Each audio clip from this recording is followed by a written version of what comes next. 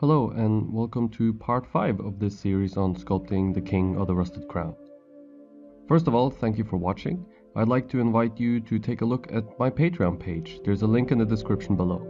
If you would like to learn how I sculpt or perhaps pick up a cast or two, there might be something there for you. I have several different pledge levels, and if you'd like, we can have a chat about sculpture, a sculpture you're working on, or on sculpture or the arts in general. Please check it out, there's a link in the description below. So, in this episode, I've compressed everything even more than normal. This time there is 4 days crammed into one episode, sped up 4 times just as normal. However, I think that as you get closer and closer to the end of a sculpture, the decisions start becoming smaller and smaller, and more difficult to see on film, and less interesting to watch really, so I've cut a lot of it out. Some things are still getting blocked in, even at this time, however. For example, the arms, the hands, and more of the portrait. So I'll start off part 5 by talking about those. A lot of other things you'll see in this episode I talked about extensively in part 4, things like modeling and filling in the gaps in between the forms we've established, so check that episode out if you haven't already. There will be a link in the top right corner right now. Okay, so first you see me start blocking in the arms here. I have already built a little hand armature, and I'll have a separate video on how I did that next week. It'll be a short little video in between the major episodes. I block the arms in like everything else really, there's nothing fancy here. I look for the contour and then transition my contours into the forms that make up the arm, making sure that the contour travels in space. In other words, making sure the contour is not on a line essentially, that it moves back and forth on the arm. The arms are hard on this specific sculpture because they have to intersect and work with the head. It's a lot easier to adjust the arms than it is to adjust the head, so I chose to get the head in a position I liked and then adjusted the arms to match the head. And I know this because I figured this out in the maquette, so the maquette helped. I also make sure that there is no gaps in the clay, making sure the clay is well stuck on the armature. Because the arms are thin, they will probably dry quite quickly, and so the clay will crack off easier and faster if the clay is not stuck well on the armature.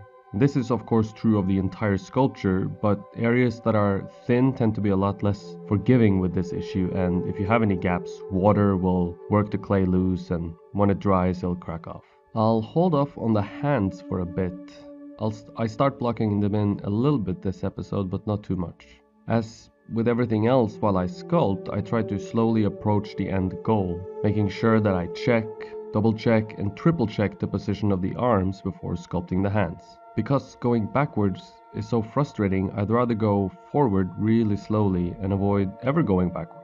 As I build out the wrist, I try to break them down as much as possible, looking for every bone, every tendon, and every form that exists on the upper arm and hand. You'll see me draw out these forms as well. It all starts with drawing on the clay, then I'll add the clay, an underbuilt amount of clay, and then we'll start approaching the actual dimensions of the arms and hands once I've done the necessary adjustments. I don't really get to the hands and the fingers too much in this episode, but the same thing applies there, breaking them down as much as possible to get as much interest out of them as possible. And this is really how I approach the entire sculpture, to be honest. Okay, so I've talked a lot about sculpture in the last couple of episodes, so perhaps I thought we'll take a minute to talk about something a little different that some of you have asked about, and that is the music that I listen to while sculpting. So if any of you have any other questions, by the way, please feel free to ask them in the comments below, and I'll do my best to answer them. So I do listen to most kinds of music. For example, today I listened to Harry Belafonte, and the day before that I think I listened to Fat Joe. So there's a big range here, but for the most part I like to listen to metal. The keen-eyed viewer will have noticed that I wear an Opeth t-shirt about 90% of the time. Well, a couple of different Opeth t-shirts. I have a few, I do wash them every now and then. Opeth is my favorite band, and I think that if I could make sculptures that capture something similar to what I think their music captures, I'll be a happy camper. To me, they convey a sort of dark, cold mood that I really love, that feels very Scandinavian. I'm not a huge fan of humor in music, or any entertainment for that matter really, and Opeth takes metal 100% seriously, or so it seems to me at least. and that's why I love it. A lot of metal music is satirical or sometimes funny, or they make fun of themselves in a way, but not Opeth. Another band I've been listening to a lot while sculpting this sculpture is the Devin Townsend Project, or any project Devin Townsend makes for that matter.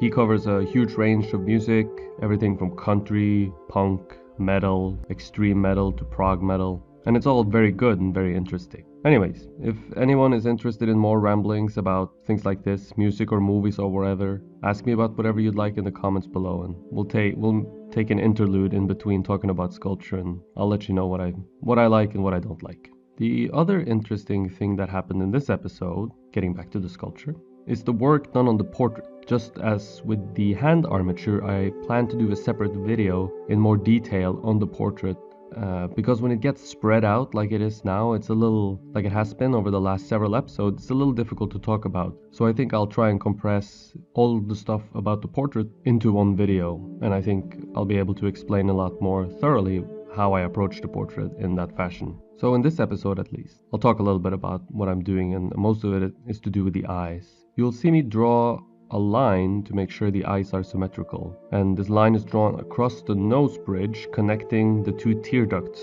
so I can see very clearly if they are symmetrical or not. And this line needs to be 90 degrees to my vertical center line that runs down the middle of the face. One of the hardest things to do in sculpture, I think, maybe in life, who knows, is making the eyes symmetrical. You'll also see me look from below, which is a trick you can use to see if the eyes are sitting at the same depth inside the head. Looking from above is also a good way to go, of course, but I don't have a shot of that. I use a small stool to kind of look down at my eyes, or the sculpture's eyes rather. The mirror is another tool that can be great. I usually don't use it much, but when it comes to the eyes, I try to use it a little bit. So the mirror is useful because it gives you a new perspective, a fresh set of eyes, so to speak, which can be hard to get after hours and hours and weeks or months of work on a piece of sculpture. There are several ways to use the mirror.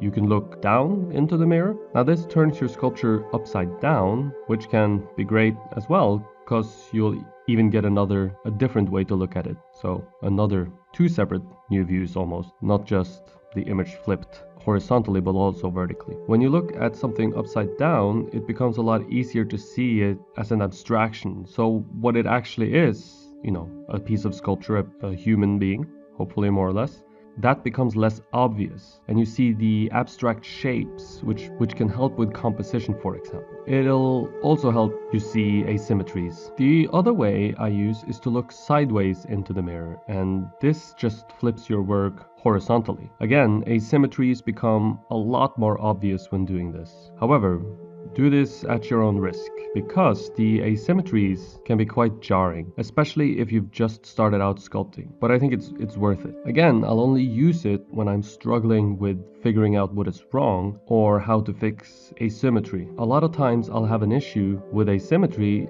and I can somehow see it or feel that something is wrong, but I cannot really figure out what needs to happen. And so the mirror is very helpful for that. So in this case, the eyes are not perfect, especially not at this stage, and they still need work, which is okay. Like everything else, it needs tweaking and adjusting, and it's part of the process. So I'm not panicking just because I blocked in eyes that are not perfect. Not panicking yet, at least. A few more weeks and I'll panic. Blocking in the eye is, well, I just talked about it, but you'll see it a lot in this video, so I'll talk a little bit more specifically about how I do it. I do this from the profile first, because I can't really get to the eye before I have established the eye sockets. As with the rest of the sculpture, I have to establish something that is approaching the borders I'll be working within before starting to fit whatever needs to fit inside these borders. Sculpture doesn't have borders on its own, like a piece of paper or a canvas would, and so we have to create our own borders. So the eye gets blocked in almost like a sculpture onto itself, almost like the portrait onto itself.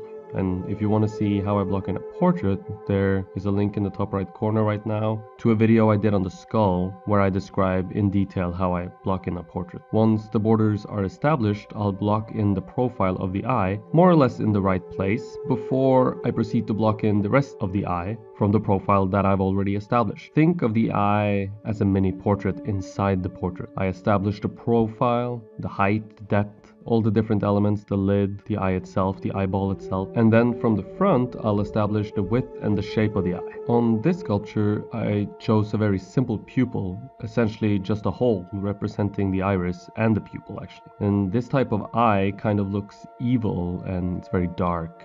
Kind of like a shark's eye almost, I guess. I don't want this character to be full of life or feel warm in a sense so that we sympathize with him a lot. He's a dark, brooding character, so the eyes will hopefully help reinforce that emotion. The head is also slightly leaning forward and his brow is very heavy, and once I get the crown on there, it will I'll try to create the illusion that the heavy crown is pushing on his brow ridge, pushing it down. And so there's only a little light reaching the eyes really. So eyes sculpted with a lot of detail might not read that well after all in these dark sockets. And perhaps having them devoid of detail will help them read as darker anyway, reinforcing this heavy brow and dark mood and all. This brings us to another topic, which is that of light. A painter controls the light, and so does a draftsman. A sculptor only has space to work with, and he needs to control it. But this means that we are never truly in control, at least this is true in most cases, of the light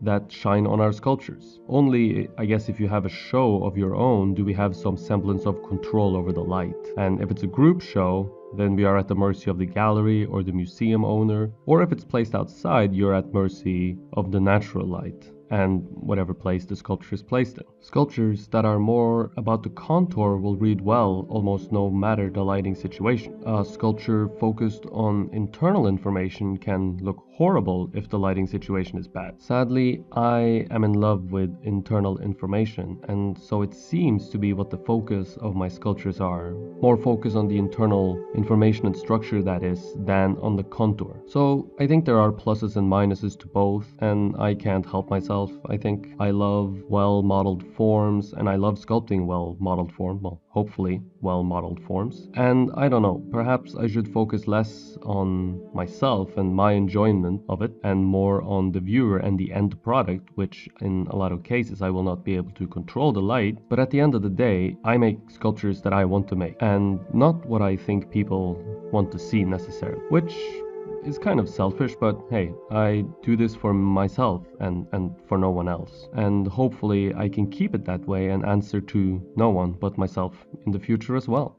I hope you enjoyed this video, and if you did, I'd like to invite you to take a look at my Patreon page. So for those of you who don't know what Patreon is a way for you to connect with me on a more personal level than what we can do here. Here you are a passive viewer unless you comment, of course, so please comment. But on Patreon you can become an active participant. Patreon is a great platform where I can teach you personally, giving feedback on the sculptures you are working on at home. We can communicate over email or by video chat and talk about all things sculpture. And if you'd like to get your hand on some of my sculptures, Patreon is the best way to do so. Some of my smaller work will be put on my website and sold, but on my Patreon page you get the same work for a lot less. So if this sounds interesting to you, head over to my Patreon page. There's a link on the screen right now, and as always in the description below. If you enjoyed the video, please consider hitting the thumbs up/like button and the red subscribe button to see more. To get notified when a new video comes out, click on the little bell next to the red subscribe button.